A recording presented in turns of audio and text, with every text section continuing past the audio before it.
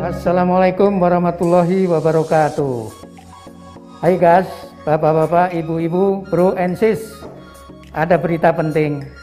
Dalam waktu dekat, tepatnya tanggal 1 Juli nanti, klinik atau LKU MRBJ akan beroperasi lagi.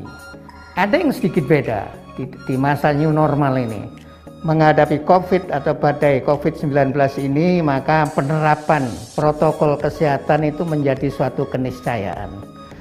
Jadi nanti kalau datang ke klinik jangan kaget, mesti harus pakai masker, kemudian dilakukan seleksi suhu, cuci tangan, ya seperti biasalah yang sudah selama ini dilakukan gitu ya.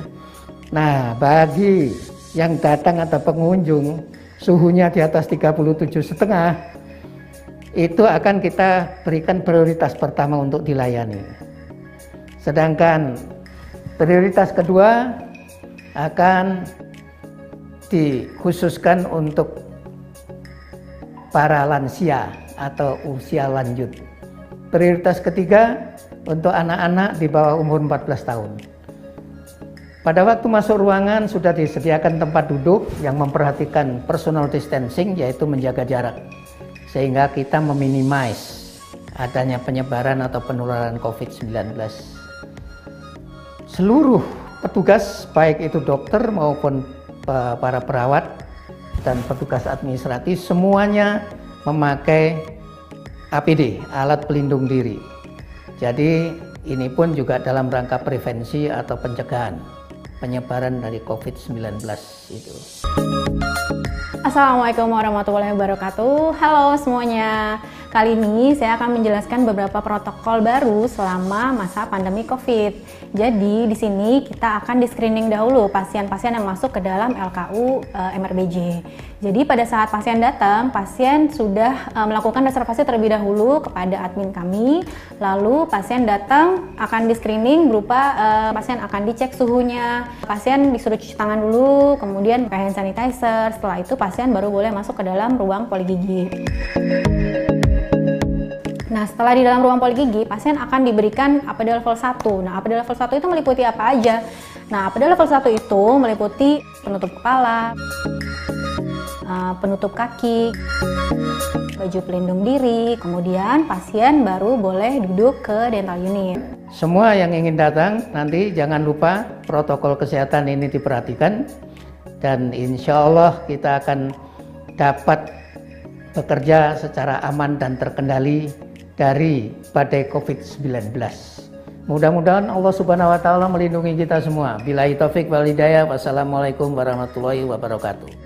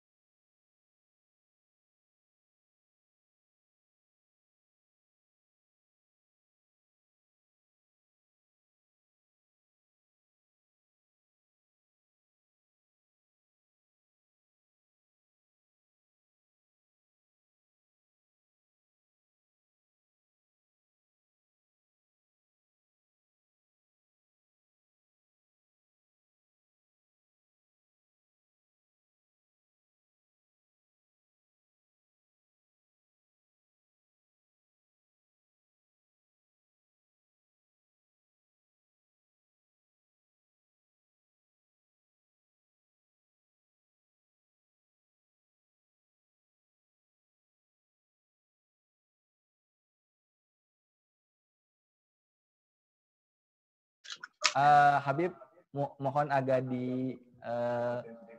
didekatkan Habib antara handphone dan Habib agar suara.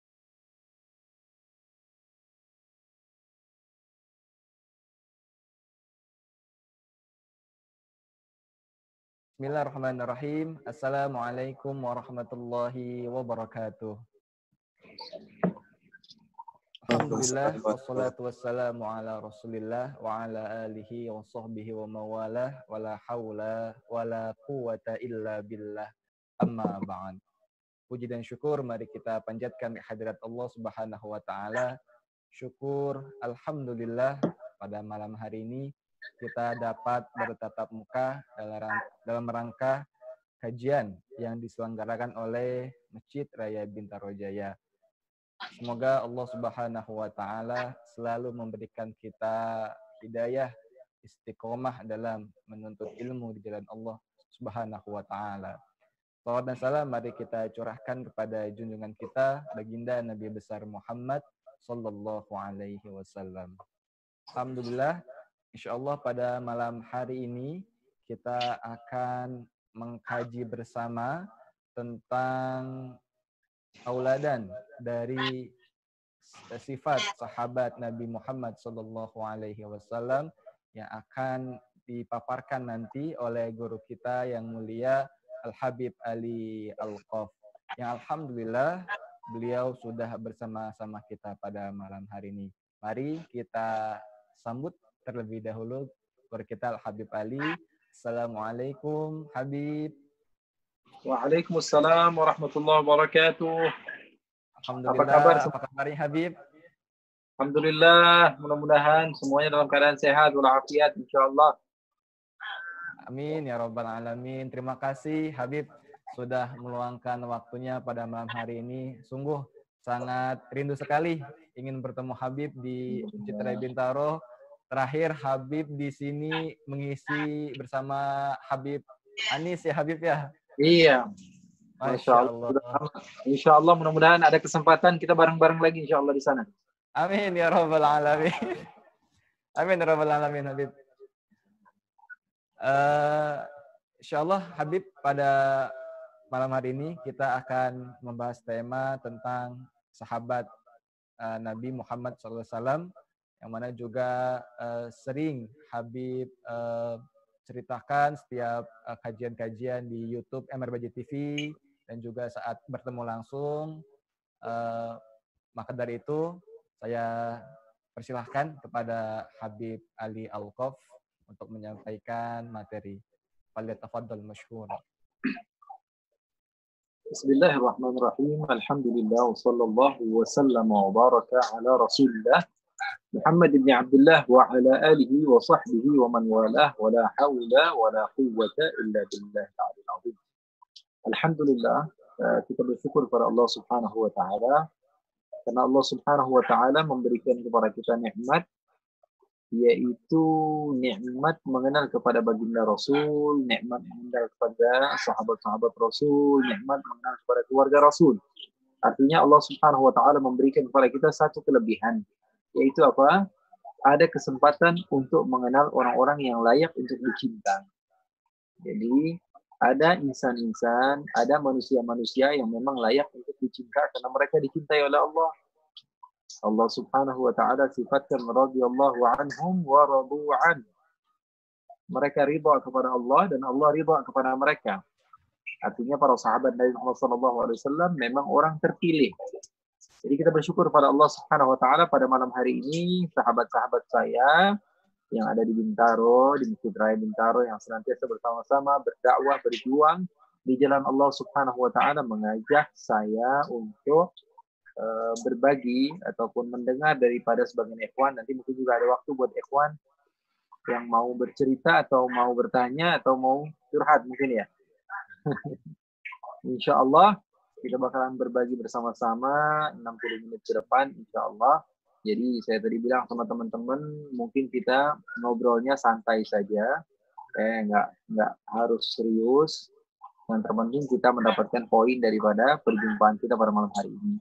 Karena memang saya sudah lama banget ya, dari Ramadan kemarin sudah janji-janjian sama Kang Panji, sahabat saya, saudara saya, Kang Deddy juga, teman-teman pengen bareng-bareng sama sahabat Masjid Raya Bintaro, tapi memang Allah takdirkan sekarang dari Ramadan kita berjumpa di bulan Syawal sudah habis tentunya. Tapi insya Allah cinta tetap bersemi, kita insya Allah selalu bersama, saling bermudzakarah, bermusyawarah, saling memberi, saling berbagi insya Allah. Amin ya rabbal alamin. Ikhwani, akhwat yang dimuliakan oleh Allah, sahabat-sahabat dimanapun antum berada, di Zoom ini atau di YouTube atau dimanapun kalian berada, sahabat itu adalah bahasa Arab, bahasa Indonesia sahabat itu berarti kan dari bahasa Arab juga sahabat, dari arti kata sahiba. Sahiba itu berteman atau seseorang yang membersamai, itu artinya sahiba. Maka ketika dikatakan sahabat, siapa itu sahabat? Kita mau ngomongin tentang sahabat, kita harus tahu dulu siapa itu sahabat-sahabat Nabi. Maka arti kata sahabat itu mushtaq minas sahib. Ambil katanya dari apa? Sahib. Apa itu sahib? Sesuatu yang berbarengan satu sama lain, itu namanya sahib. Kalau saya punya sahib, itu saya sering bersama dia begitu. Ada lagi yang mengartikan harus sering, ada lagi yang mengatakan walaupun sekali ada berbarengan sama dia, maka dikatakan itu adalah sahih. Tapi menurut istilah, banyak ulama yang berbeda pendapat, ulama hadis.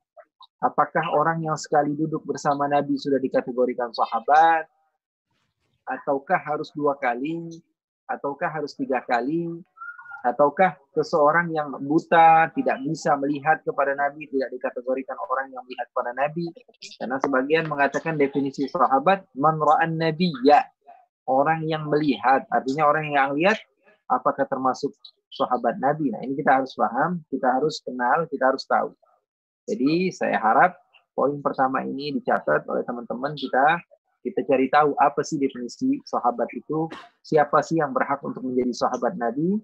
Jadi ada kalimat yang indah sekali dari Ibn Hajar radhiyallahu taala, seorang ulama kita, beliau mengatakan inna ashahha ta'rifin lis-sahabi, sesungguhnya definisi yang paling sesuai untuk sahabat Nabi adalah man laqiyan nabiyya sallallahu alaihi wasallam. Yang pertama syaratnya adalah dia berjumpa dengan Rasul sallallahu alaihi wasallam, mukminan bihi, dan beriman kepada Nabi, wa mata 'alal Islam, dan wafat dalam keadaan Islam. Seakan-akan dari definisi ini kita tahu ada 3 syarat. Catat ya kawan. 3 syarat. Yang pertama harus adanya perjumpaan dengan Nabi. Tanpa ada perjumpaan dengan Nabi, maka dia tidak bisa menjadi sahabat. Walaupun dia beriman, walaupun mati dalam keadaan Islam.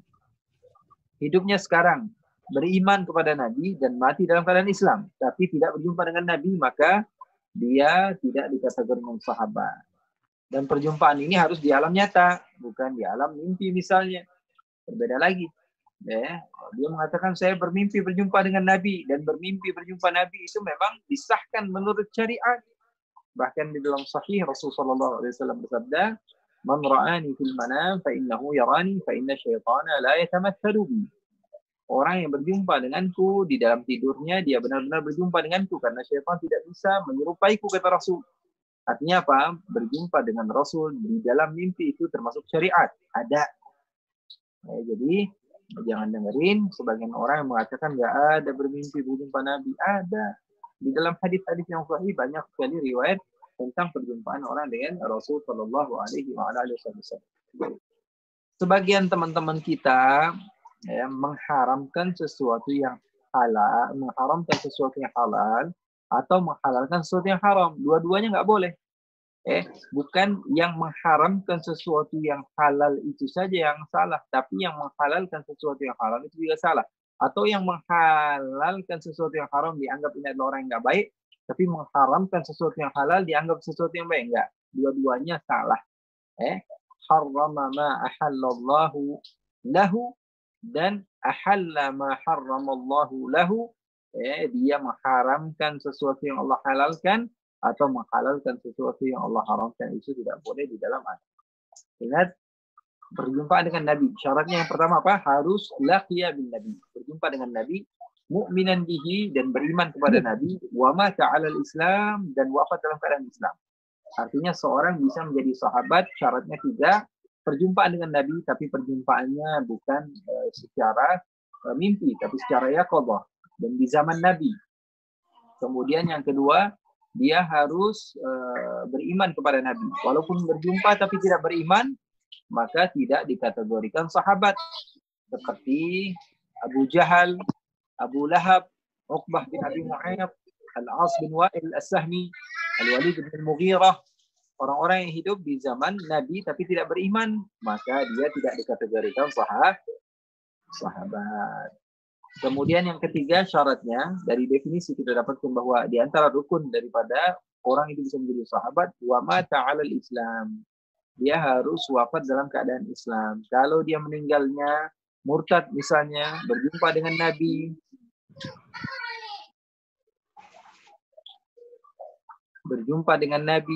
kemudian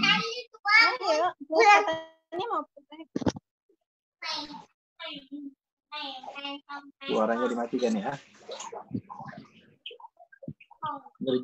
Berjumpa dengan Nabi, kemudian dia beriman dengan Nabi, tapi meninggalnya dalam keadaan musyrik atau murtad, maka dia tidak dikategorikan sahabat. Begitu. Jadi poin pertama, akhi, mudah-mudahan disampaikan ke teman-teman. Kita mau ngomongin tentang sahabat nih. Siapa itu sahabat? Sahabat definisinya yang berjumpa dengan Nabi dan dalam keadaan Islam, kemudian wafat dalam keadaan Islam. Kalaupun dia berjumpa dengan Nabi tapi nggak masuk Islam, seperti Abu Jahal, maka tidak dikategorikan sahabat. Atau dia berjumpa dengan Nabi tapi dia masuk Islam tapi meninggalnya murtad, seperti Abdullah bin Jahash, misalnya Ubaidillah bin Jahash, istri daripada Ummu Habibah dan semisalnya, mereka tidak bisa dikategorikan sahabatnya Rasul sallallahu alaihi wa ala alihi wasallam. Jadi itu poin pertama, coba saya harap disampaikan kepada teman-teman, dan untuk teman-teman yang ikut di Zoom, tolong suaranya dimatikan supaya kita bisa fokus di dalam menjelaskan. Tafadhal rangkumannya.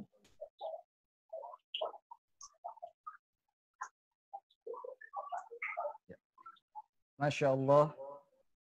Jadi yang setelah disampaikan tadi definisi sahabat, yaitu yang pertama harus berjumpa dengan Nabi, dan yang kedua adalah beriman kepada Nabi, dan yang ketiga adalah wafat dalam keadaan Islam. Bagi jemaah yang nantinya ingin bertanya, nanti dipersilahkan untuk mengirimkan pertanyaannya di ruang Zoom yang sudah disediakan, dan juga bagi jemaah yang ada di YouTube dipersilahkan juga untuk mengirimkan pertanyaannya melalui YouTube, dan kepada jemaah yang mengikuti di Zoom dimohon untuk mematikan audionya agar tidak masuk ke dalam kajian pada malam hari ini. Masya Allah, tabarakallah. Jadi kita sudah paham sekarang setidaknya apa itu sahabat, siapa itu sahabat Rasul sallallahu alaihi wasallam sesuai dengan apa yang telah dijelaskan oleh Ibnu Hajar, seorang ulama.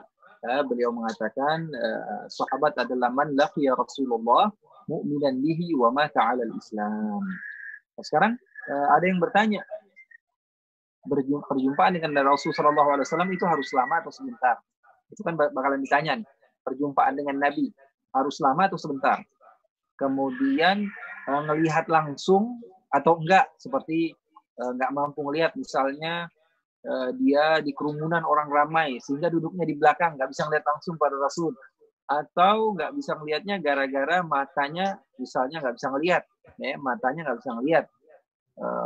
Terus ada lagi yang mengatakan harus perang sama Nabi atau enggak pernah perang sudah dikategorikan sahabat. Ada lagi yang bertanya harus meriwayatkan hadis atau tidak pernah meriwayatkan hadis pun dikategorikan sahabat. Sekarang manusia, kalau jin berjumpa dengan Rasul SAW seperti yang ada dalam Al-Quran, apakah dikategorikan sahabat atau tidak? Maka Ibn Hajar mengatakan dari definisi ini kita bisa pahami orang berjumpa dengan Rasul, mau dia ngelihat atau nggak ngelihat, tetap dikategorikan sahabat Nabi. Beriman kepada Nabi, mau dia berperang atau tidak berperang, maka termasuk dia adalah sahabat Nabi. Yang terpenting dia mati dalam keadaan Islam. Jin bagaimana? Jin juga yang sebagaimana dalam Al-Quran bahwa Allah Subhanahu wa taala menceritakan nafaru minal jin, ya, beberapa orang daripada jin, beberapa sekelompok daripada jin mendengar Al-Qur'an yang mengatakan bahwa sungguhnya kami mendengar Quran ini sesuatu yang ajaib. Mereka juga termasuk daripada sahabatnya Rasul sallallahu alaihi wa ala alihi wa sahbihi wasallam. Jadi sekarang kita paham, ya, sahabat-sahabat Rasul sallallahu alaihi wasallam adalah orang-orang yang mulia, insan-insan yang mulia. Allah Subhanahu wa taala firmankan dalam Al-Qur'an, was-sabiquna al-awwaluna minal muhajirin wal ansar walladzina tabauhum bi ihsan radhiyallahu anhum wa radu an. Allah ridha, udah cukup dah. Habib tolong kasih penjelasan tentang keutamaan sahabat. Radhiyallahu anhum wa radu an. Allah sudah ridha, mau ngomong apa lagi kita? Allah sudah ridha, pencipta kepada insan tersebut sudah ridha kepada mereka, maka sudah tidak perlu lagi kita mengucapkan sesuatu. Allah yang berfirman dalam Al-Qur'an, radhiyallahu anhum wa radu an. Banyak sekali ayat-ayat Al-Qur'an.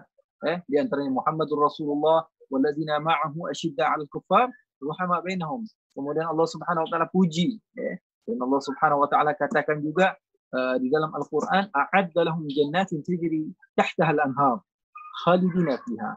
Artinya apa? Banyak sekali pujian-pujian kepada mereka para sahabat Rasul sallallahu alaihi wasallam yang menunjukkan bahwa mereka adalah insan-insan yang mulia. Kalau ditanya kemuliaannya bagaimana? Apa? Di antaranya adalah ridhanya Allah sudah bersama mereka. Kalau sudah ridhanya Allah, maka apalagi yang kita perlukan? Kata Siti Rabi'atul Adawiyah, beliau pernah mengatakan, Siti Rabi'atul Adawiyah di dalam kecintaannya kepada Allah Subhanahu wa taala, walaitaka tahlu wal hayatu mariratun walaitaka tarda wal anamu tabu idza sahha minkal wuddu fa kullun hayyinun wa kullu ma fawqa turabi turabu. Ya Allah, kalau engkau sudah berlaku manis kepadaku, maka aku tidak peduli orang mau pahit sekalipun, terserah. Ketika engkau dalam keadaan ridha kepadaku, maka aku tidak perlukan ridhanya manusia. Mau orang semuanya marah kepadaku, terserah. Yang terpenting apa? Yang terpenting ridhanya Allah. Para habaib, di antaranya para ulama juga, Imam Abu Bakar Al-Ajrus Al-Adani, beliau pernah mengatakan, "Idza radiya anni rabbi istawa 'indal madh wad dam." Kalau Allah sudah ridha kepadaku, maka bodoh amat begitu. Orang mau marah, orang mau senang, orang mau suka kepada saya, terserah. Kalau Allah Subhanahu wa taala sudah ridha kepada saya. Artinya apa? Malam hari ini kita mendapatkan faedah, yaitu siapa itu sahabat Nabi? Apa definisi sahabat Nabi? Apa itu definisi sahabat Nabi? Dan apa syarat-syarat untuk bisa menjadi sahabat Nabi? Dan apa kemuliaan sahabat Nabi? Insya Allah Allah Subhanahu wa taala berikan kepada kita pemahaman, dan insya Allah setelah ini kita bakalan menceritakan tentang beberapa sahabat Nabi, atau kalaupun ada pertanyaan mungkin begitu ya, biar bisa nyambung gitu ceritanya. Misalnya ada cerita pertanyaan-pertanyaan atau apa yang berhubungan dengan sahabat Nabi, insya Allah kita bakalan bahas. Tapi insya Allah saya akan mulai dengan tentunya sahabat yang 4, Sayyidina Abu Bakar, Sayyidina Umar, Sayyidina Utsman, Sayyidina Ali, karena mereka adalah pemimpin para sahabat. Ada yang bertanya, mana yang lebih mulia? Apakah ada perbedaan gitu? Ada sahabat yang lebih mulia daripada sahabat-sahabat yang lain? Tentu ada. Bahkan Allah Subhanahu wa taala firmankan dalam Al-Qur'an, la yastawi minkum man anfaqa min qablil fathi. Kata Allah Subhanahu wa taala, tidak akan sama orang-orang yang dia itu menginfakkan hartanya sebelum Fathu Makkah. Wa qatal ulaika a'zamu darajah. Mereka-mereka yang berjihad di jalan Allah Subhanahu wa taala tentu derajatnya lebih tinggi dibanding yang lain. Tapi kata Allah Subhanahu wa taala, wa kullan wa'adallahu al-husna. Tapi semuanya Allah janjikan kebaikan atau surga kepada mereka semua. Jadi kemuliaan memang ada. Ada sahabat lebih mulia dari yang lain. Kok dibeda-bedain? Kan tergantung takwanya. Emang yang nilai takwa ente, bro? Bukan Allah yang menilai takwa. Tapi kemuliaan satu sama lain memang Allah berikan. Wa kadzalika faddalna ba'dahum 'ala ba'd. Begitulah Allah memuliakan satu orang di antara satu orang yang lain. Begitu juga para nabi daripada nabi yang lain, sahabat dari sahabat yang lain, manusia bernasab dan manusia yang lain, manusia yang berilmu dan manusia yang lain. Allah Subhanahu wa taala muliakan, itu hak Allah. Adapun setiap orang itu tergantung daripada ketakwaannya. Itu ayat Al-Qur'an benar. Itu untuk kamu, bukan untuk orang lain. Bukan untuk merendahkan derajat orang lain yang sudah tinggi di sisi Allah Subhanahu wa taala, sehingga kamu katakan tergantung daripada takwanya. Iya, itu untuk kamu. Jadi kalau Allah Subhanahu wa taala berpesan bukan untuk orang lain, untuk dirimu sendiri, untuk saya sendiri. Untuk saya sendiri itu pesan dari Allah Subhanahu wa taala. Nah. Silahkan ya Ustaz, tafadhal.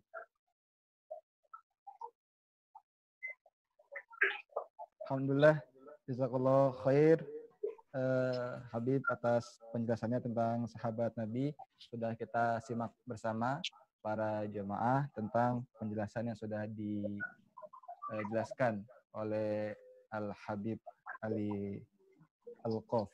Bagi jemaah yang ingin bertanya, dipersilakan untuk mengirimkan pertanyaannya di ruang Zoom yang sudah disediakan dan juga di ruang chat yang ada di YouTube. Habib, kita tahu bersama Habib ada video Habib yang sangat viral di YouTube MRBJ TV, yaitu tentang kisah sahabat Nuaiman Habib. Masya Allah, itu sudah sampai 7 juta Habib yang melihat. Masya Allah. Banyak sekali yang request Habib untuk coba mengulas kembali Habib tentang cerita-cerita dari sahabat. Tonton aja banyak-banyak itu ya. Ditonton aja banyak-banyak di channelnya. Jadi mungkin memang sebagian teman-teman bertanya gitu, Habib ada di beberapa kajian gitu menyebut Nuaiman dan Suwaibit. Ada terkadang Nuaiman itu adalah Suwaibit, Suwaibit adalah Nuaiman. Memang ada riwayat gitu, riwayat yang berbeda, riwayat yang memang berlandaskan. Tapi kalau saya pernah nyebut Khuwaitib di dalam, itu banyak sekali tuh yang tanya, Khuwaitib apa Suwaibit? Ini mumpung di channelnya, yang benar adalah Suwaibit. Kalau Khuwaitib itu salah nyebut, salah nyebut. Jadi yang betul adalah Suwaibit bin Harmalah. Tapi yang dimaksud daripada cerita tersebut, jangan dicontoh bahwa ini pesan saya ke teman-teman. Jangan dicontoh Nuaimannya. Tolong kalau ada cerita-cerita yang seperti itu, jangan dicontoh Nuaimannya. Wah itu sahabat Nabi aja ada yang begitu. Wah saya berarti seperti itu, nggak apa-apa, nggak jadi masalah. Enggak. Contohnya siapa? Contohnya Rasulullahnya. Bagaimana bijaknya Rasulullah, bagaimana sabarnya Rasulullah dengan orang-orang yang memang sudah seperti itu. Jadi ada sebagian orang memang Allah cinta, mau ngapain aja terserah. Kalau kita mah beda, belum tahu kita. Apa Allah cinta sama kita atau tidak? Apa Allah Subhanahu wa taala kasih istidraj kepada kita? Allah kasih kita muhlah. Allah kasih kita apa? Ayo terus ente ngerasain enak. Sekalinya Allah Subhanahu wa taala tarik nikmat tersebut, kita bakal mendapatkan musibah. Na'udzubillah min dzalik. Jadi jangan pernah mencontoh sahabat Nuaimannya, karena kita tidak tahu apakah kita dicintai oleh Allah atau tidak. Tapi contoh bagaimana Rasulullah ketika menghadapi orang-orang yang seperti itu. Jadi memang ada, mungkin Rasulullah SAW dibayangin sama orang kayak cerita hitam putih begitu. Enggak kan, pada masa itu juga terang sama kayak kita gitu. Cuman kita aja yang nggak bisa ngebayangin. Sahabat Rasulullah SAW semuanya itu yang seperti apa, khusyuk. Memang umumnya mereka khusyuk. Tapi memang tabiat manusia ada yang berbeda-beda. Sampai-sampai ada yang diceritakan bahwa Rasulullah SAW pernah datang ke masjid, melihat di masjid lagi ngumpul rame-rame. Ada apa ini ngumpul rame-rame? Rasulullah SAW mendekat sama beberapa sahabat, ternyata ada orang Badui. Badui itu orang pedalaman yang nggak tahu menahu tentang adab, tidak tahu akhlak, tidak tahu sopan santun. Bagi mereka itu sesuatu yang biasa, tapi bagi orang yang sudah belajar etika lah istilahnya, mereka tahu bahwa ini adalah salah. Jadi mereka ini orang pedalaman ini memang asyaddu kufran wa nifaqan. Nggak mau disalahin lagi, peka begitu, bandel. Datang ke masjid Rasulullah SAW, kemudian buang air kecil di masjid Rasulullah SAW. Al-Arabi alladhi yaqulu fi masjid Rasulullah SAW. Ada orang pedalaman, orang Badui datang ke masjid Rasul, dia buang air kecil di masjidnya Rasul. Akhirnya apa yang terjadi, ikhwani? Yang terjadi Rasul Shallallahu Alaihi Wasallam mendekat lalu melihat ternyata Badui tersebut dimarahi sama sahabat-sahabat, dibentak oleh sebagian sahabat, kurang ajar kamu, buang air kecil di masjidnya Rasulullah. Akhirnya kata Rasul Shallallahu Alaihi Wasallam, biar terusin aja buang air kecil di situ. Ya Rasulullah, biarkan dia buang air kecil di situ, sehingga dia menyelesaikan buang air kecilnya. Rasul Shallallahu Alaihi Wasallam panggil. Sahabat disuruh membersihkan, kemudian Rasulullah SAW panggil. Kata Rasulullah, kenapa? Ada apa? Kenapa kamu buang air kecil di tempat ibadahnya kami? Tempat ibadah. Dia katakan, ya Rasulullah, ya Muhammad, saya tahu engkau adalah nabinya Allah, utusan Allah. Kenapa kok bikin masjidnya kayak begini? Saya mana tahu. Apa bedanya masjid sama tempat lain? Saya nggak tahu menahu, karena dulu tuh tanah ya sama tanah begitu, nggak ada keramik, nggak ada granit, nggak ada marmer begitu.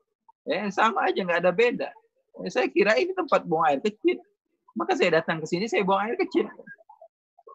Kemudian sahabat-sahabat kamu, orang di sekitar kamu ini semuanya galak. Semuanya galak. Saya bukan dikasih tahu, malah dimarah-marahi. Kata siapa? Kata Badui tersebut. Maka Rasulullah SAW kemudian mengatakan kepada Badui tersebut, kamu teruskan buang air kecilnya, kemudian sekarang kamu berbersih di sini. Supaya apa? Karena Rasulullah SAW berpikir dengan bijak. Kalau diomelin, dia pindah-pindah. Udah terlanjur buang air, akhirnya apa? Yang dibersihkan najisnya lebih banyak. Tapi kalau di satu tempat, membersihnya gampang. Bagian orang nggak berpikir seperti itu. Tapi Rasulullah SAW berpikir lebih panjang. Kata Rasulullah SAW, biarkan dia teruskan. Setelah sudah selesai, Rasulullah tanya jawab sama dia. Apa kata dia? Wahai Muhammad, angkat tangan kamu sekarang. Kata Rasulullah SAW, ada apa? Angkat tangan kamu sekarang. Akhirnya Rasulullah ikuti. Rasulullah angkat tangan, kemudian Rasulullah SAW mendengar Badui tersebut mengatakan, nanti saya kalau berdoa, kamu aminkan wahai Muhammad.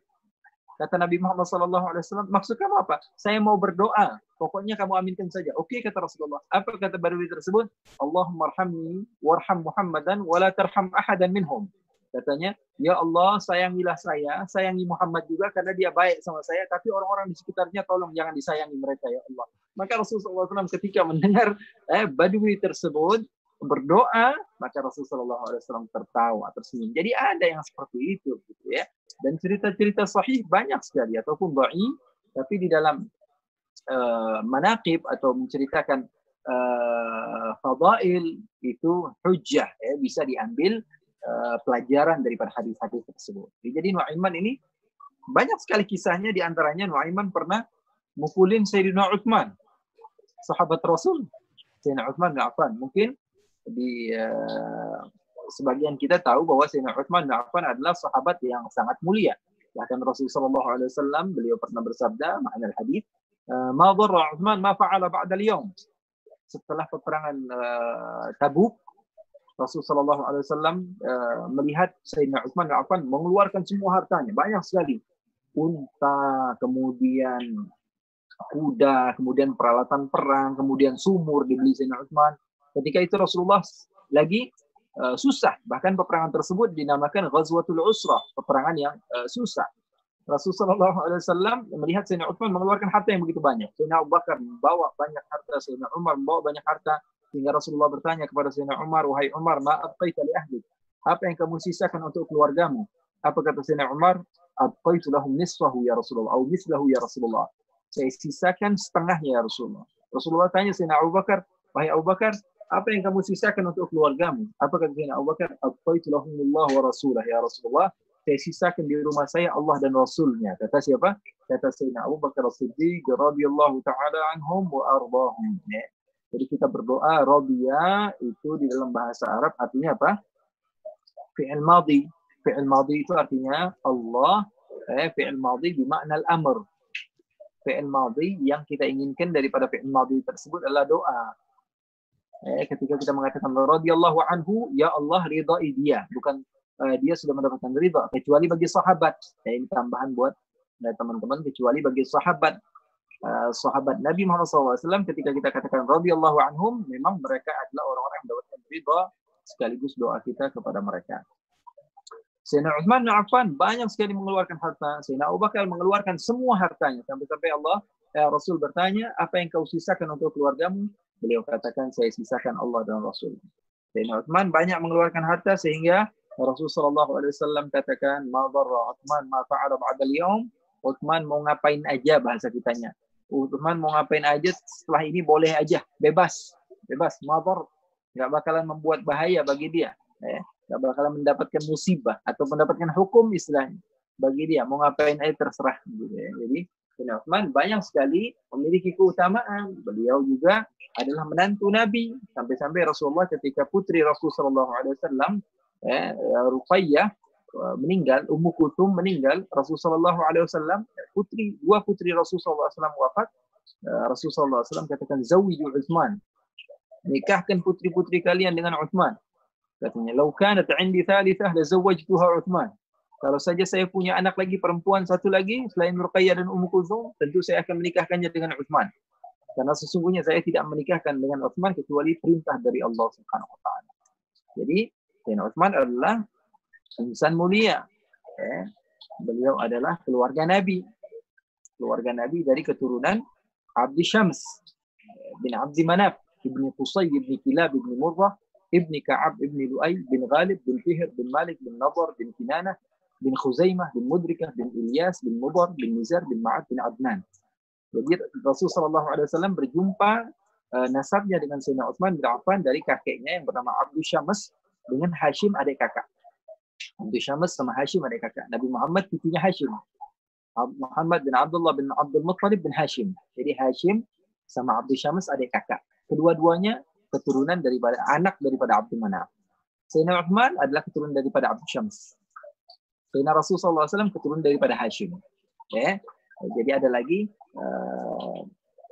Al-Muttalib, adik-beradiknya Hashim, itu kakek moyangnya Al-Imam Asy-Syafi'i radhiyallahu ta'ala anhu warḍah. Ala kulli hal, Sayyidina Uthman adalah tauladan lah, dan beliau ini adalah insan yang kaya raya dan memiliki harta, tapi ketawaduannya luar biasa. Rapi, orang yang bersih.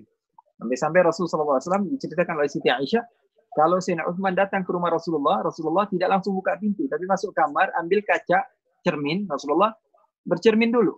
Merapikan rambutnya, Rasulullah cari baju yang berbeda, sampai Sayyidatina Aisyah pernah komentar gitu. Ya Rasulullah, kalau Abu Bakar, ayahku datang, kenapa langsung dibuka pintu, duduk bareng? Umar juga begitu, tapi kalau Uthman yang datang, kenapa engkau bercermin, kemudian mencari baju yang berbeda daripada seakan-akan kau kedatangan tamu. Apa kata Rasulullah? Inna Uthman mustahi. Uthman itu orangnya pemalu. Tastahi minhul malaika. Bahkan malaikat aja malu sama Uthman bin Affan radhiyallahu ta'ala anhu. Beliau meninggal bersama Al-Quran dan beliau berkhidmah kepada Al-Quran sehingga nama beliau sampai sekarang dijaga oleh Allah Subhanahu wa ta'ala dengan khidmah beliau kepada Al-Quran. Ikhwani, Nu'aiman pernah suatu saat diceritakan bahwa beliau sedang duduk di masjidnya Rasulullah SAW. Ketika duduk di masjidnya Rasulullah SAW, ini saya pernah ceritakan nggak di Masjid Raya Bintaro? Pernah ya? Belum, Habib. Belum ya? Belum. Sayyidina Uthman bin Affan, Nu'aiman sedang duduk di depan masjidnya Rasulullah SAW. Ketika duduk di masjidnya Rasul sallallahu alaihi wasallam, tiba-tiba beliau melihat orang buta yang bolak-balik di hadapan beliau. Bolak-balik. Kenapa ini orang buta, kata Nu'aiman. Didekati oleh Nu'aiman, ada apa wahai orang buta? Mau apa kamu? Maka orang buta ini mengatakan, wahai Fulan bin Fulan, saya ini butuh bantuan. Kenapa? Anak saya nggak tahu kemana, saya ini pengen buang air kecil. Kan? Saya nggak tahu, saya mau buang air kecil di mana, karena saya datang dari tempat yang jauh. Apa kata Nu'aiman? Oh, kalau begitu ya sudah, nanti saya yang antar. Dipegang tangan si buta tersebut, dibawa kemana? Ternyata dibawa ke dalam masjidnya Rasulullah. Jadi bayangin nih, sahabat-sahabat lagi sholat semua, dia bawa si buta ini dekat kepada mihrab, kemudian dia lakukan apa yang dia lakukan. Sampai-sampai orang buta tersebut membuka celananya di hadapan mereka-mereka yang sedang sholat. Sehingga apa? Para sahabat terkejut, kaget, kemudian berdiri mau memukulin orang ini. Siapa ini? Mau menghinakan rumahnya Allah Subhanahu wa ta'ala. Mereka berdiri langsung ditanya, kenapa? Kata si buta, kamu ini buka celana kamu, buang air di tempat yang suci, tempat yang mulia, ini adalah rumahnya Allah, masjidnya baginda Rasul sallallahu alaihi wa ala alihi wasallam. Maka dia katakan inna lillahi wa inna ilaihi raji'un. Saya nggak tahu kalau ini adalah tempat yang suci. Ini adalah masjid. Saya tadi mau buang air kecil, kemudian saya diantar sama seseorang, dia katakan ini tempat buang air kecil. Kata sahabat-sahabat dan para tabi'in pada saat itu, dia katakan, wah ini pasti ulahnya Nuaiman. Karena apa? Karena nggak ada yang berani seperti Nuaiman di dalam masalah ini. Akhirnya ikhwan, orang buta tersebut kesel sama Nuaiman karena apa? Karena dia melakukan sesuatu yang bagi dia adalah maksiat besar, menghinakan syiarnya Allah, masjidnya Allah, masjidnya Rasul sallallahu alaihi wasallam. Sehingga apa? Dia cari tahu siapa namanya Nuaiman. Wah, saya cari tahu ini Nuaiman, di mana tempatnya. Akhirnya si buta pun keluar dari masjid dalam keadaan jengkel, marah kepada seseorang yang bernama Nuaiman. Dia cari. Setiap jumpa sama orang dia tanya, mana Nuaiman? Kamu Nuaiman bukan? Kamu Nuaiman? Tolong beritahu saya di mana Nuaiman. Apapun yang kamu mau saya akan beri. Cari nggak ketemu. Kenapa? Karena Nuaiman ini kalau dicari nggak ketemu. Kalau nggak dicari dia datang. Jadi dicari sampai berjumpa lagi dengan Nuaiman. Kata perawi, nakar sautahu. Kemudian dia merubah suaranya Nuaiman. Fulan, wahai buta, katanya, kamu ini lagi apa? Cari apa? Saya cari orang, katanya, orang jahat. Siapa namanya? Nuaiman. Kata orang-orang namanya Nuaiman. Dia jahat. Kenapa dia jahat? Dia antar saya ke masjidnya Rasulullah, kemudian dia bilang bahwa masjid tersebut adalah tempat buang air kecil. Dia kurang ajar, diejek-ejek sama si buta. Oh, kata Nuaiman, ya sudah, nanti saya akan jumpakan kamu dengan Nuaiman. Saya akan bantu kamu dan saya akan jumpakan kamu dengan Nuaiman. Akhirnya si buta tersebut ditipu sama Nuaiman. Dipegang tangannya oleh Nuaiman, dibawa kemana? Diajak muter-muter di area masjid aja, nggak jauh-jauh. Ini karena dia nggak bisa ngelihat, dia kira berjalan jauh. Akhirnya sampai masuk lagi ke masjid. Ketika itu zaman khilafahnya Sayyidina Utsman. Sayyidina Utsman sedang sholat di mihrabnya masjid. Masuk di Raudhah, dia katakan tempat yang dibangga-banggakan oleh kita, tempat yang kita mimpi untuk bisa datang ke tempat itu. Ini Nuaiman bawa si buta tadi dengan tongkatnya ke tempat tersebut. Kemudian dikatakan, kamu lihat atau kamu pegang, coba dengan tongkatmu ada orang atau tidak di mihrab tersebut. Katanya, oh ada orang ini. Nah itu Nuaiman, dia pura-pura jadi orang baik. Padahal dia melarikan diri dari kamu. Akhirnya si buta ini dendam begitu, marah sama Nuaiman, dia ambil tongkatnya, dia pukul. Ternyata Sayyidina Utsman bin Affan. Orang-orang yang barusan sholat lagi masih bingung, ini belum lama ini kejadian, belum lama dia buang air kecil, tiba-tiba dia datang lagi mukulin orang nomor 1 bagi umat Islam pada saat itu, Sayyidina Utsman bin Affan. Sampai ada yang teriak, Qutila Amirul Mukminin, Qutila Amirul Mukminin. Akan dibunuh ini Amirul Mukminin, atau telah terbunuh Amirul Mukminin, atau ada yang menyerang Amirul Mukminin. Semua berdiri, ternyata wah, si buta lagi ternyata yang baru. Akhirnya ikhwani, si buta tersebut bingung. Amirul Mukminin, barusan saya buang air kecil di masjidnya Rasulullah dan sekarang saya memukuli Amirul Mukminin. Kemudian si buta tersebut mengatakan, wah ini ulahnya Nuaiman lagi pasti. Akhirnya sahabat Nabi Sayyidina Utsman paham, dan juga bagaimana sahabat-sahabat mengerti. Memang ada orang yang memiliki kelebihan di sisi Allah Subhanahu wa taala, bukan untuk dicontoh,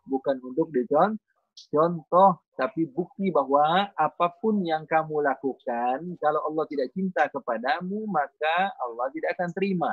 Sebaliknya, orang lain pandang dengan pandangan ridha dan ciptaan Allah, mereka mau melakukan apapun, kalau Allah berkehendak mereka mendapatkan surga, maka mereka berhak untuk mendapatkan surga.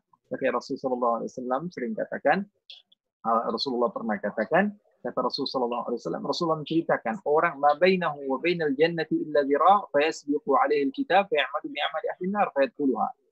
Ada sebagian orang yang dia, antara dia dan surga hanyalah satu sejengkal saja, tapi Allah inginkan dia antara dia dan neraka hanya satu jengkal saja, tapi Allah inginkan dia mendapatkan surga, maka dia mendapatkan surga.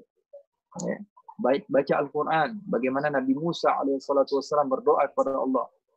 Falamma akhadathumur rajfah, ketika Nabi Musa merasakan masa paceklik, mereka katakan, Nabi Musa mengatakan, Rabbi law syi'ta ahlaktahum min qablu wa iyyai.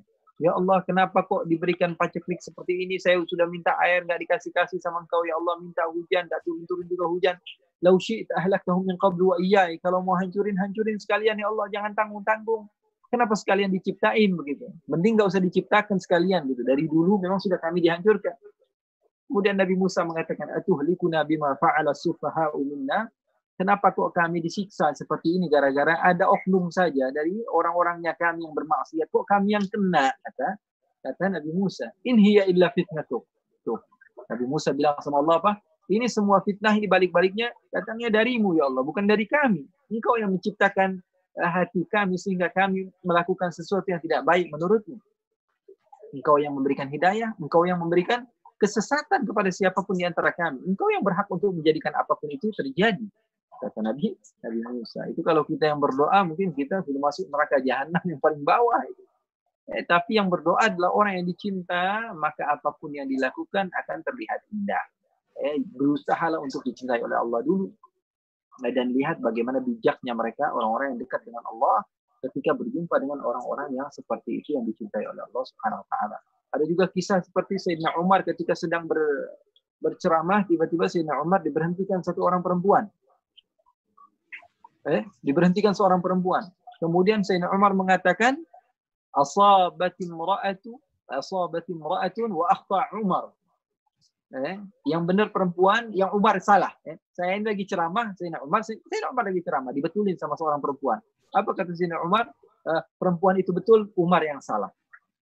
Ada lagi yang mengatakan, wah, berarti kita boleh nyontoh tuh kalau ada ustadz lagi ceramah, berhentiin aja. Kalau dia salah, itu bukan. Yang dicontoh bukan perempuannya itu. Contohnya, yang jadi contoh itu, Sayyidina Umarnya bagaimana bijaknya beliau ketika beliau mau mengakui kesalahannya di depan umum sekalipun. Jadi, akhlak, tetap akhlak. Jadi jangan contoh yang seperti itu, tapi contohlah orang-orang yang mengikuti jejak Rasul dan para sahabat.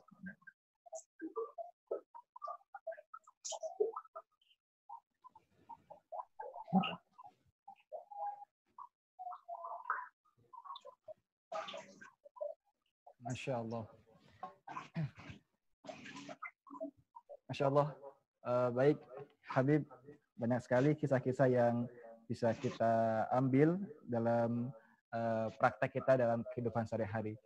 Ada pertanyaan, Habib, bagaimana atau dari mana kita bisa menemukan kisah-kisah sahabat seperti kisah sahabat Nuaiman dan sahabat-sahabat lainnya, Habib? Karena kalau kisah-kisah Nabi misalnya, kita sebagai orang awam, saya sebagai orang awam, saya bisa menemukannya di kitab-kitab kayak Sahih Bukhari dan lain-lain. Kalau misalnya kisah-kisah sahabat, dari mana kita bisa menemukannya, Habib? Kitab-kitab para sahabat ada di dalam Bukhari, ada kitab Babul Manaqib, ada bab tersendiri, kitab Muslim juga ada, sahih-sahih yang kutubus sittah, banyak kisah para sahabat.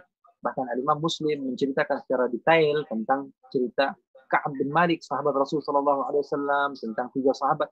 Banyak sekali tafsir-tafsir Al-Quran dari situ. Jadi di dalam kitab-kitab sahih banyak sekali cerita-cerita sahabat seperti itu. Bahkan cerita Nuaiman ada yang diceritakan di dalam kitab Musnad Al-Imam Ahmad bin Hanbal, kemudian diceritakan juga di dalam kitab Ibnu Majah. Jadi saya tidak mengajak kepada kitab-kitab modern, tapi kitab-kitab klasik ataupun hadis-hadis yang menjadi pegangan para ulama, para muhadditsin, mereka pun menyebutkan kisah-kisah tersebut. Tapi bagus sekali kitab karya Khalid Muhammad Khalid, ada kitab namanya Rijal Haular Rasul. Di situ menceritakan tentang beberapa orang yang bersama Rasulullah SAW dari kalangan laki-laki. Bahkan ada juga kitab Nisa Haular Rasul. Kebetulan kitabnya bersama saya.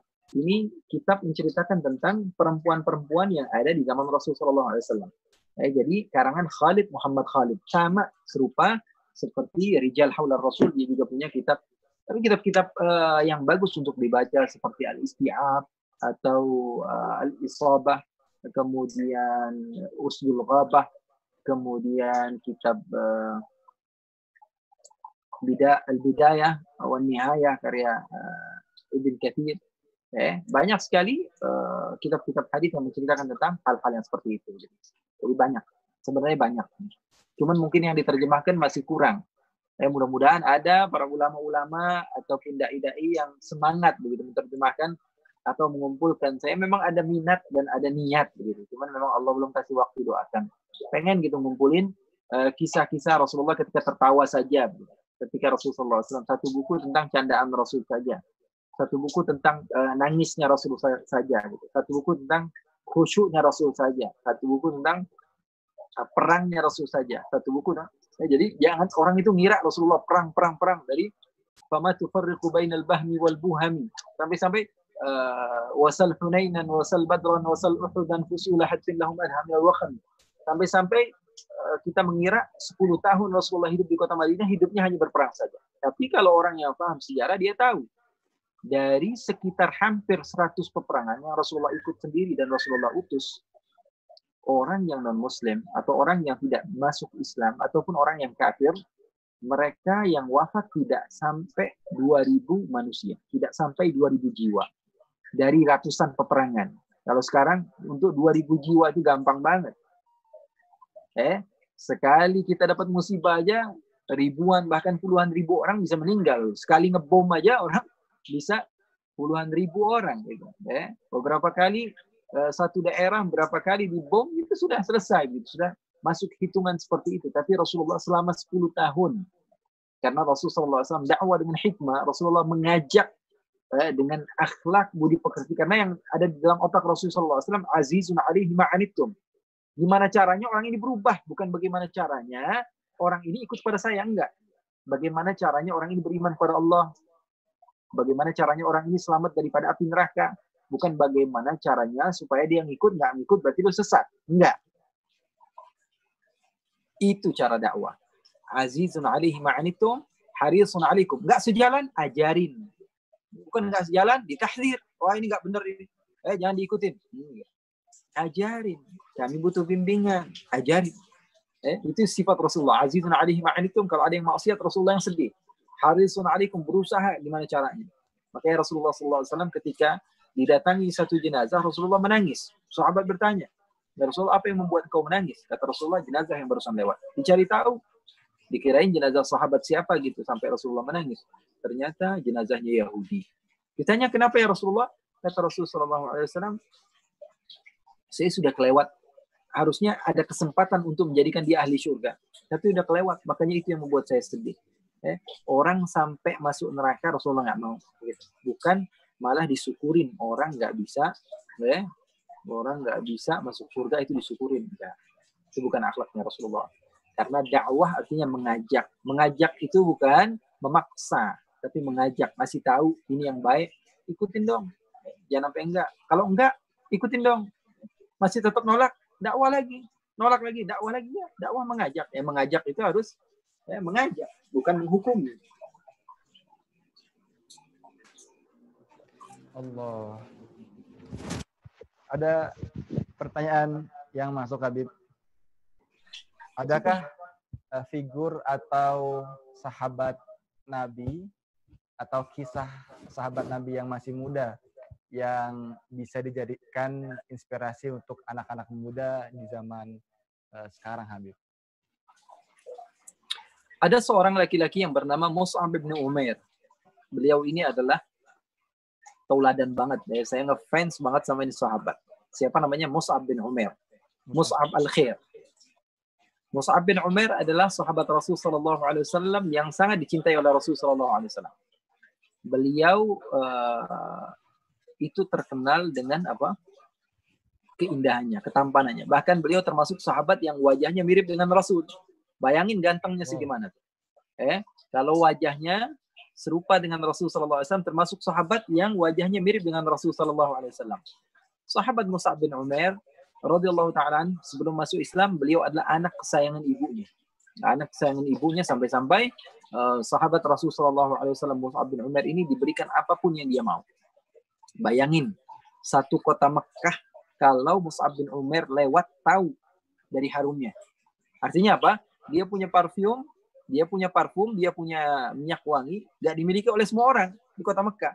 Jadi dia punya parfum itu khusus, dia beli untuk dia. Jadi orang tahu kalau yang lewat ini adalah Mus'ab bin Umair. Baju nggak mau sama. Di kota Mekah kalau ada orang yang memiliki baju yang sama, beliau memiliki baju yang berbeda. Itulah sahabat Rasulullah SAW. Keindahannya, ketampanannya, kerapiannya, fashionnya, modisnya, luar biasa hebat. Sahabat Rasul, namanya siapa? Mus'ab al-Khair atau Mus'ab bin Umair radhiyallahu ta'ala. Sampailah pada satu masa dia mengenal Rasulullah, mengenal agama Islam. Saat itu beliau mau hijrah. Beliau yakin, beliau mantap. Di saat semua orang datang ke tempat Darul Arqam, Ibni Abil Arqam, beliau ikut datang, mendengar apa yang telah datang dari Rasulullah SAW. Akhirnya beliau masuk Islam. Ketika masuk Islam ketahuan sama ibunya, nggak dikasih makan, nggak dikasih minum, bahkan dikeluarin dari rumahnya. Rasulullah SAW utus beliau ke kota Madinah untuk mengajarkan Al-Quran kepada penduduk Madinah. Rasulullah SAW, singkat cerita, Rasulullah hijrah. Rasulullah SAW perintahkan beliau untuk ikut dalam beberapa peperangan, dan di dalam peperangan Uhud beliau wafat. Di dalam peperangan Uhud beliau wafat. Yang membunuh beliau namanya Ibnu Qami'ah. Ketika Mus'ab bin Umair beliau meninggal, sahabat Rasulullah SAW, Ibnu Qami'ah ini mengatakan, qataltu Muhammadah, aku telah bunuh Muhammad. Karena dia pikir yang dia bunuh Nabi Muhammad. Padahal sahabat Mus'ab bin Umair. Dan ketika itu, ikhwani, Muslim, sufuf, pasukan Muslim ketika itu terpecah belah. Kenapa? Karena otak mereka nggak nyambung lagi. Orang Nabi Muhammadnya udah meninggal. Mau ngapain berjuang? Mendingan mati sekalian bareng-bareng sama Rasulullah. Sebagian lagi mengatakan kalau Rasulullah meninggal, kami akan berjuang untuk agamanya Rasulullah. Padahal yang terbunuh adalah Mus'ab bin Umair radhiyallahu ta'ala. Setelah peperangan Rasulullah SAW saksikan Mus'ab bin Umair, Rasulullah menangis. Kenapa? Karena beliau memiliki kafan yang kalau ditarik ke kepala, kakinya kelihatan. Kalau ditutupi kakinya, kepalanya kelihatan. Rasulullah mengatakan, wahai Mus'ab. Ketika Rasulullah SAW melihat kancing daripada bajunya Rasulullah SAW, ketika Rasulullah melihat ketika Sayyidina Mus'ab berjalan di kota Madinah, kancing yang digunakan adalah dari duri. Yang dulunya dari emas, sekarang dari duri. Kata Rasulullah SAW sambil menangis, Rasulullah katakan, aku tidak melihat pemuda yang lebih rapi, lebih indah pakaiannya, parfumnya, dan lain sebagainya, seperti kamu di kota Mekah, wahai Mus'ab. Tapi ketika meninggal, beliau tinggalkan semuanya untuk Allah, untuk Rasulnya. Boleh cari tahu teman-teman, sahabat Nabi namanya Mus'ab bin Umair radhiyallahu ta'ala an. Beliau adalah sahabat yang patut dicontoh di dalam hijrahnya sekaligus gitu, ya. Kafah, bukan setengah-setengah. Ikut hijrah, ikut biar sama kayak anak-anak hijrah, samanya apa? Samanya handphonenya doang, samanya penampilannya doang, samanya sepatunya doang, samanya sepedanya doang. Jangan begitu. Jadi ikutin keagamaannya, ikutin bagaimana mereka bisa mengajak orang lain kepada Allah Subhanahu wa ta'ala. Masya Allah, sangat indah sekali Habib kisahnya dan sangat menginspirasi pastinya. Semoga Habib berkenan untuk kedepannya bisa mengisi kisah-kisah sahabat Nabi di MRBJ TV, insya Allah ya Habib ya. Siap insya Allah. Ya, Allah khair Habib.